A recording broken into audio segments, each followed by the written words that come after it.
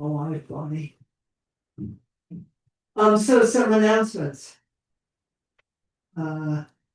So Tuesday, Rachel gave a very frontline, beautiful, direct experience talk.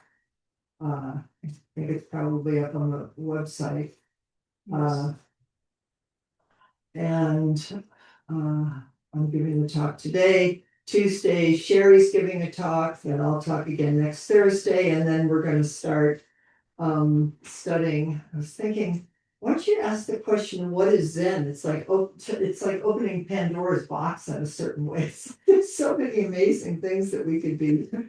It's so we're gonna it's the precursor of Zen, which is Yogacara, which I've never taught before. Starting to look forward to it because I'm gonna be learning a lot, and I think hopefully we all will be too. So it's the mind only school. We did a little bit of that when we did the Avatamsaka Sutra.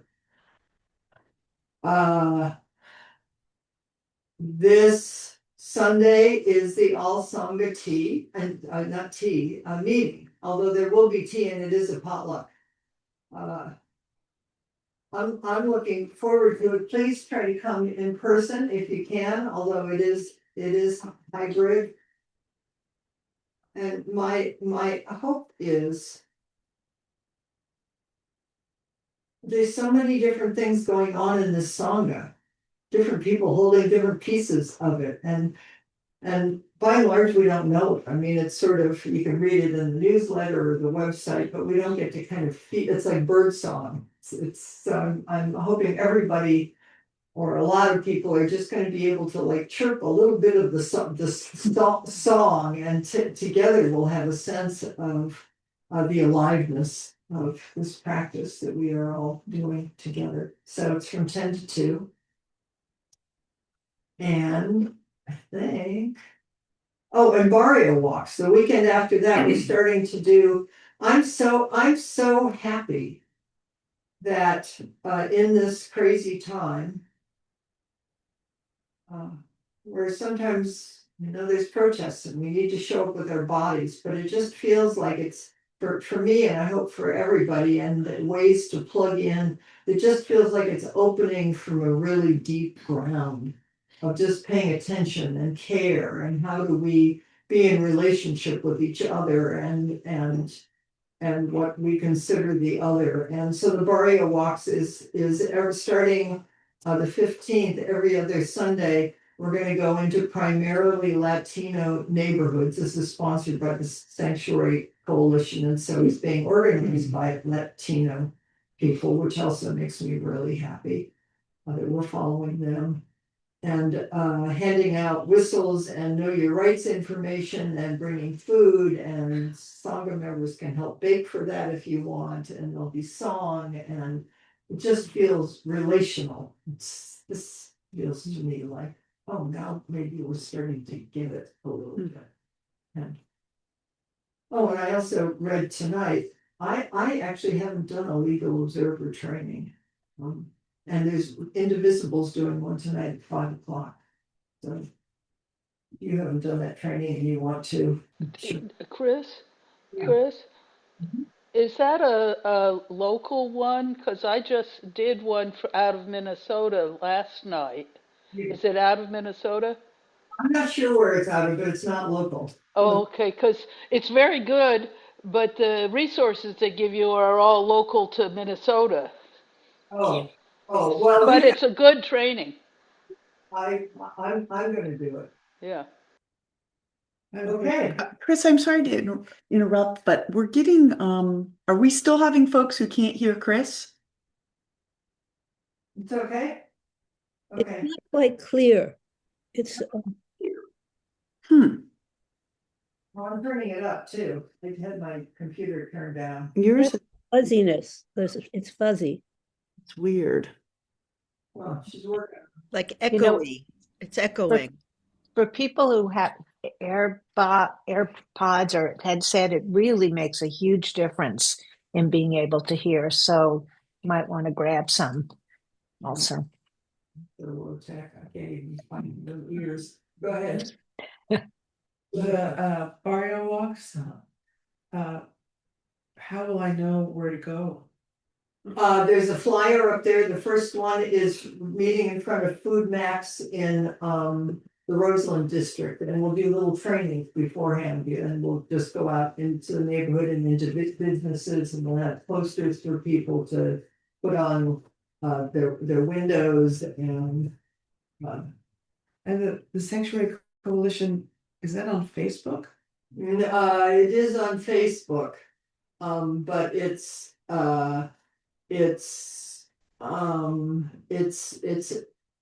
embodied.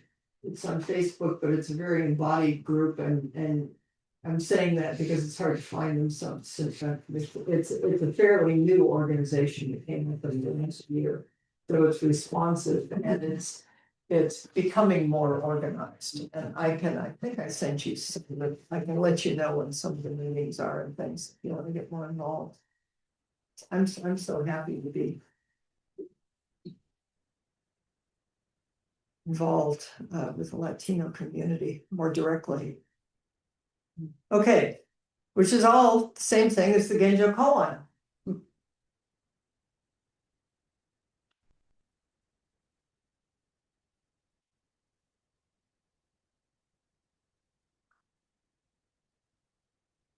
So we've studied the Genjo Koan in the past. It's one of Dogen's most famous fascicles. We'll probably do it again. Like last time when I did One Bright Pearl, it's kind of crazy to do it it's just like a little sip of tasting the Genjo Koan, because it is so beautiful, and the language that Dogen uses is repeated and rippled in so many different ways. So just to have a sense of it, you don't have to grab at it.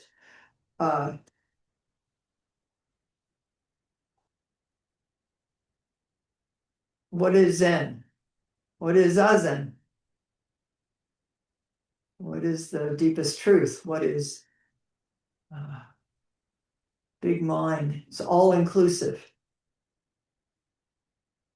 So Dogen is radically non-dualistic. That includes duality. I was kind of appreciated. I think Norman Fisher said once somebody invited him to a conference to talk about non-duality, and he just said, the minute you name non-duality, it's like it's not non-duality anymore. So what are you talking about? I mean, that's what's so difficult about this. That's why it's always the finger pointing at the moon, and it's why Dogen is so beautiful and frustrating, because he just keeps flipping it on you, because you think it's this, well, then it's this. To me, it always have felt like somersaulting. You just have to be able to somersault and move with it, and it's all paradox. And there's nothing that's not sacred, and nothing that's not whole and holy. And Zen is full of stories. I've been appreciating shit sticks. You know, it's like the mess. It's the whole beautiful, sacred, amazing mess of being alive. Suzuki Roshi, similar. He's was deeply immersed in Dogen. Of you're perfect just as you are, and you could use a little improvement. Both true, not true. Try to grab at any one piece of it, and it's all inclusive. It's all of the above.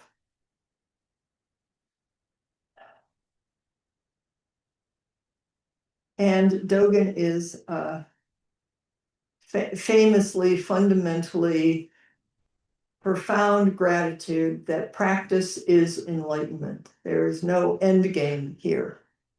Oh, we're going to be done early enough on Sunday to be able to watch. I don't really care. I'm sorry about the Super Bowl, but I really want to watch Bad Bunny. You'll be able to get home in time to watch that. I think Bad Bunny is a rather amazing human being, as far as I can tell. Anyway, how did I get going down there? Practice and enlightenment. We're all on the field, and we're off it's all of it. So practice enlightenment is continuous practice. There's no end game. This is it. This is it. And you can't figure it out. And of course, we think about it and we need to reflect on it and we need to practice. And we just keep giving ourselves to life over and over. So I thought, here's Genjo koan. What does it mean? First character, gen, something appearing, that which appears. Not just something that appears, but that appears just as it is. So it means when we take away all of our projections, which of course we can't when we're seeing through a language and our conditioning, but just those moments when suddenly the light beam shines through, or you hear a bird song, and suddenly the world is open and pure and perfect and complete. That's just the nature of what is. And we can't stay there because we are dualistic, we're wired dualistically. But when we can taste it, and we can taste it in sesshin, we can taste it in zazen, we can taste it, I mean, it never goes away, then you more and more have faith. I mean, to me, that's a life of vowing. This is my life. This is what I know is the truth.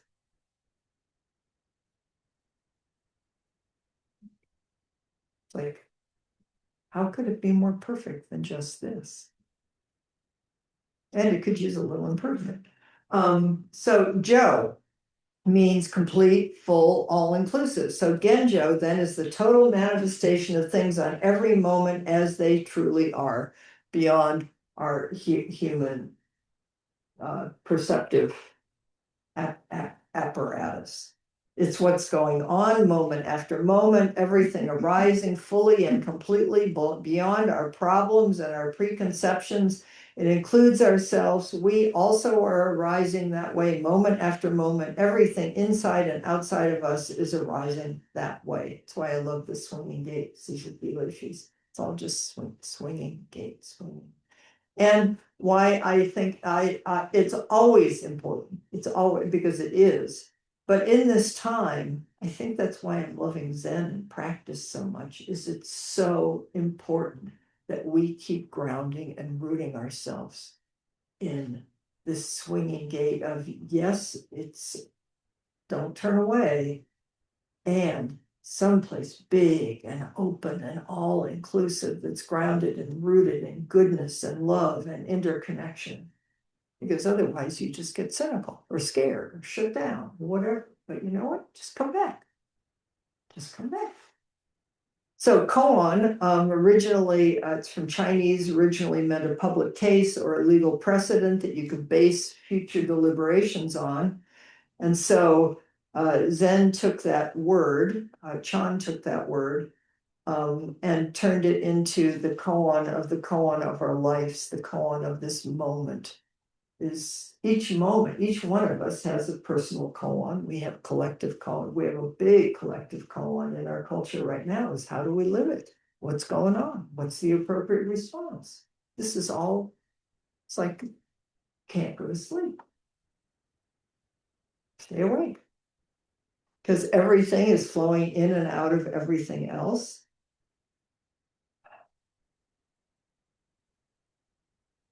There's nothing, and it's the whole world. And the on part of koan is the opposite of that. It's the discrete, pristine being of each and every separate thing. So it's so beautiful. It's nothing, it's empty, but don't go nihilistic. It's the particular amazing, like each blade of grass, each bird song, each fiber in the carpet, each thought and smell and taste. Rachel talked about body. It's each sensation and feeling. Don't skip it. It's alive. But it's also so much more than what we think or can grab onto.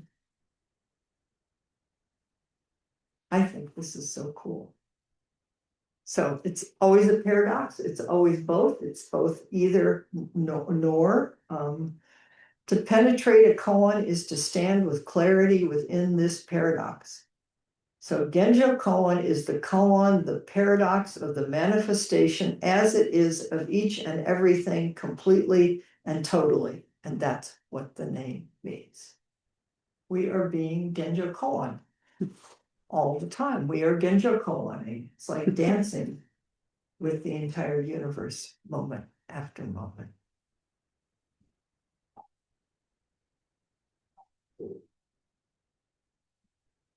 Kaz translated it as Genjo koan as actualizing the fundamental point. And Norman Fisher, the koan of the present moment. Every moment, this is it. How do we live it? Alive. Alive.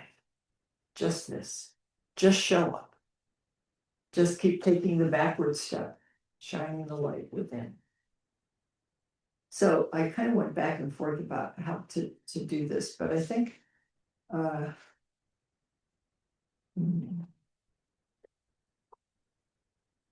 since some of you are doing a chanting practice, it's kind of long, but it's not that long. Why don't we just chant the Genjo koan together? And again, just let the words and the sounds and the feeling just be here with us. We're going to put it on screen for you guys. And then I'm going to, in whatever time we have, try to bring forward. Yeah, please share. I want to have time to talk about this first stanza, because in Dogen, often the first stanza includes everything. Okay, are we ready? Can you guys? Almost.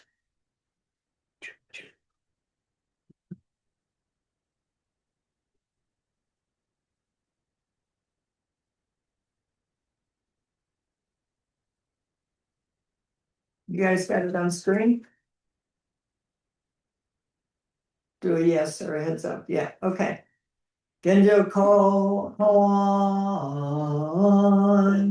As all things are Buddha Dharma, there is delusion and realization, practice, birth and death, and there are Buddhas and sentient beings. As all myriad things are without an abiding self, there is no delusion, no realization, no Buddha, no sentient being, no birth and death. The Buddha way is basically leaping clear of the many and the one. Thus there are birth and death, delusion and realization, sentient beings and Buddhas, and yet detachment blossoms fall, and inversion weeds spread. To carry yourself forward and experience myriad things is illusion. That myriad things come forth and experience themselves as awakening. Those who have great realization of delusion are Buddhas. Those who are greatly deluded about realization are sentient beings. Further, there are those who continue realizing beyond realization, who are in delusion throughout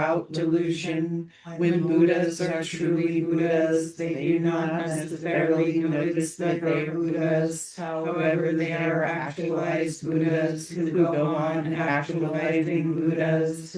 When you see forms or hear sounds fully engaging body and mind, grasp things directly, unlike things and their reflections in the mirror, and like the moon and its reflection in the water. When one side is illuminated, the other side is dark. To study the Buddha way is to study the self. To study the self is to forget the self. To forget the self is to be actualized by myriad things. When actualized by myriad things, your body and mind, as well as the bodies and minds of others, drop away. No degree of realization remains, and if no trace continues endlessly. When you hear speak Dharma, you imagine you are far away from its environs, but Dharma is already correctly transmitted. You are immediately your original self. When you ride in a boat and watch the shore, you might assume that the shore is moving, but when you keep your eyes closely on the boat, you can see that the boat moves. Similarly, if you examine your things within your body and mind, you might suppose that your mind and nature are permanent. When you practice intimately and return to where you are, it will be clear that nothing at all has unchanging self. Firewood becomes ash, and it does not become firewood again. Yet do not suppose that the ash is future and the firewood past. You should understand that firewood abides in the phenomenal expression of firewood, which fully includes past and future, and is independent of past and future. Ash abides in the phenomenal expression of ash, which fully includes the future and past, just as that firewood does not become firewood again after it is ash. Do not return to birth after death. Being so, it is an established way in Buddha Dharma to deny that birth turns into death. Accordingly, birth is understood as no birth. It is unshakable teaching in Buddha's discourse that death does not turn into birth. Accordingly, death is understood as no death. Birth is an expression complete this moment. Death is an expression complete this moment. They are like winter and spring. You do not call winter the beginning of spring, or summer the end of spring. Enlightenment is like the moon reflected in the water. The moon does not get wet, nor is the water broken. Although its light is wide and great, the moon is reflected even in a puddle an inch wide. The whole moon and the entire sky are reflected in dewdrops on the grass, or even in one drop of water. Enlightenment does not divide you, just as the moon does not break the water. You cannot hinder enlightenment, just as a drop of water does not hinder the moon in the sky. The depth of the drop is the height of the moon. Each reflection, however long or short its duration, manifests the vastness of the dewdrop and realizes the limitlessness of the moonlight in the sky. When Dharma does not fill your whole body and mind, you think it is already sufficient. When Dharma fills your body and mind, you understand that something is missing. For example, when you sail out in a boat to the midst of an ocean where no land is in sight, and view the four directions, the ocean looks circular and does not look any other way. But the ocean is neither round nor square. Its features are infinite in variety. It is like a palace. It is like a jewel. It only looks circular as far as you can see at that time. All things are like this. Though there are many features in the dusty world and in the world beyond conditions, you see and understand only what your eye and practice can reach. In order to learn the nature of the myriad things, you must know that although they may look round or square, the other features of oceans and mountains are infinite in variety. Whole worlds are there. It is not so only around you, but also directly beneath your feet, or in a drop of water.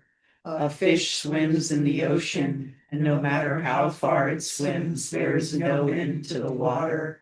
The bird flies in the sky, and no matter how far it flies, there is no end to the air. However, the fish and the bird have never left their elements. When their activity is large, their field is large. When their need is small, their field is small. Thus each of them totally covers its full range, and each of them totally experiences its realm. If the bird leaves the air, it will die at once. If the fish leaves the water, it will die at once. Know that the water is life, and the air is life. The bird is life, and the fish is life. Life must be the bird, and life must be the fish. It is possible to illustrate this with more analogies. Practice, enlightenment, and people are like this.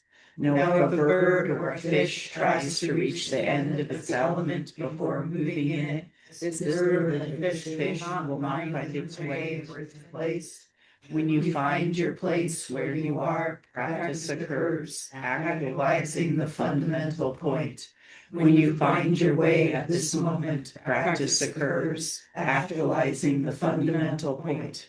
For the place, the way, is neither large nor small, neither yours nor others. The place, the way, has not carried over from the past. It is not merely arising now. Accordingly, in the practice enlightenment of the Buddha way, meeting one thing is mastering it, doing one practice is practicing completely. Here is the place, here the way unfolds. The boundary of realization is not distinct, for the realization comes forth simultaneously with the mastery of Buddha Dharma.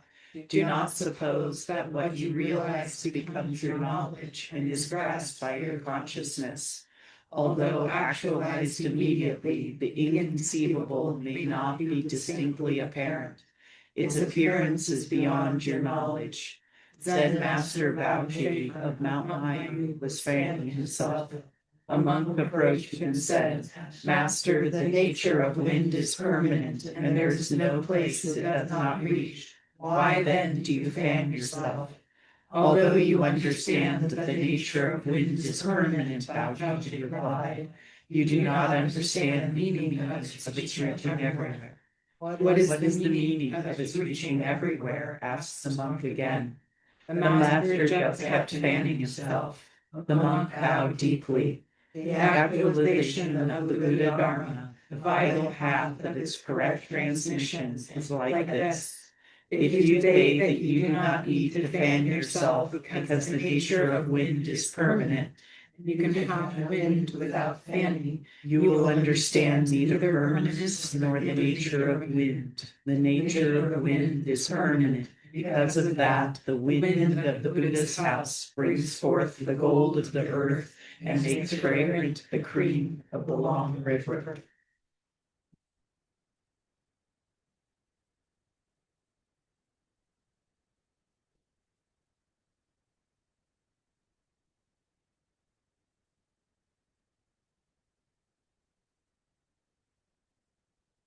I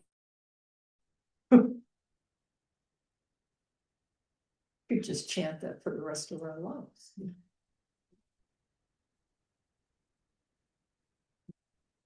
So here's, I actually, I wanted to talk about all the different parts, but we'll do that some other time. So I'll just, the first part.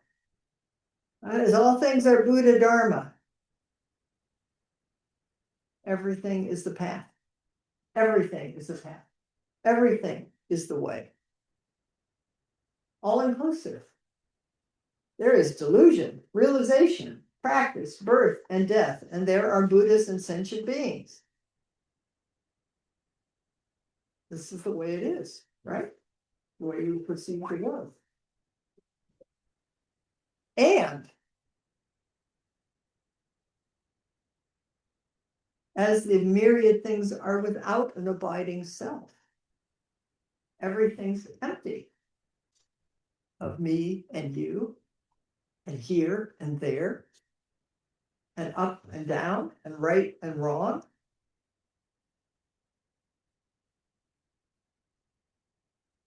So there's no delusion, no realization, no Buddhas, no sentient beings, no birth, no death. Just endless, constant flux. Buddhas and no Buddhas. Alive. It's alive. It's the Heart Sutra. There isn't. Yes, no. Somersault. Just keep somersault. And asking, what is it? What is it? That's what cuts through. What is it? Dogen says the way is basically leaping clear of the many and the one. The actual living of the way is leaping clear of both viewpoint of the many, the particular, and one. It's all one, man. Everything's fine. Don't worry. It's all one. And we can watch ourselves obsess about the many and the one and every piece of news that comes up, or it's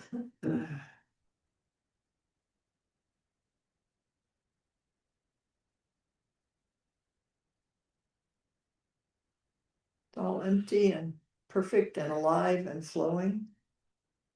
And how do we live? What is it to live this? And that's our bodhisattva responsibility, is each moment. Nobody else can do and be the particular that each person is. And each moment is. Don't think somebody else is gonna do it, but don't have any idea about what it is. Just keep showing up. That's what we practice on the cushion, right? Just here, just come back, just this. So we practice and we bow.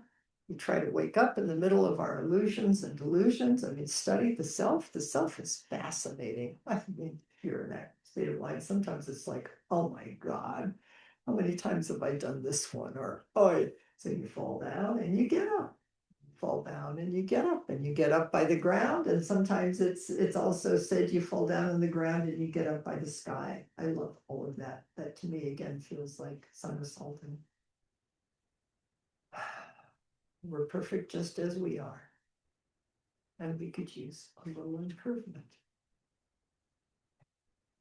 And one of the most beautiful, poignant, tender passages, he says all this and he says, and yet in attachment blossoms fall and in aversion weeds spread. It's like this is the world we live in. Strife and suffering, human problems, sadness, tragedy, blossoms fall.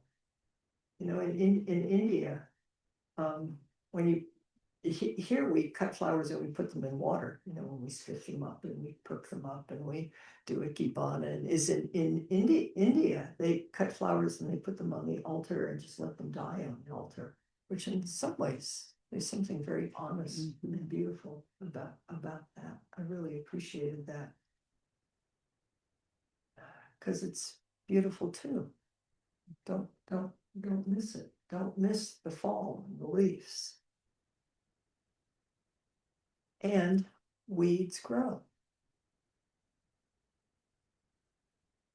What are we considering is, I want to stop, but when I first came to Green Gulch, I worked in the garden and they told us that we had to research different plants. We had to pick a plant. I think we had to pick a plant and get to know it. And I decided that I wanted to research the weeds. Because it just seems so, to me, this is so I mean, weeds are fascinating. What we call weeds are fascinating. And what's the measure when you garden of how many how many weeds do you leave that are actually good for the plants?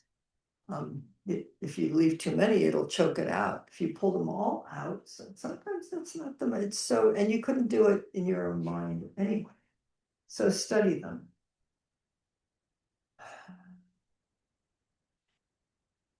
All of it.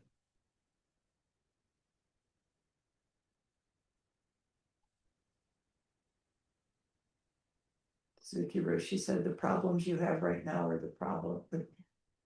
Said the problems that you have right now, and everybody hung on his words because they thought he was going to fix it for them. And he said, problems you have right now are the problems that you will always have. Stop thinking you're going to get over it. And wake up in the middle of it.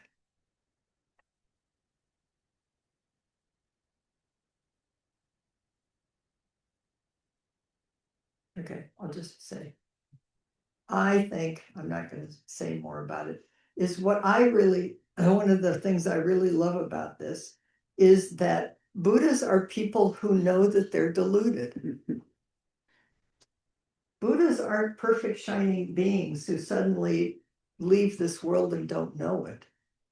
A Buddha is someone who's fully enlightened in the midst of delusion. So don't think you're going to get over yourself. Just illuminate it moment after. I find all of this just so profoundly reassuring. But don't go to sleep. It won't let you go to sleep. Just be here.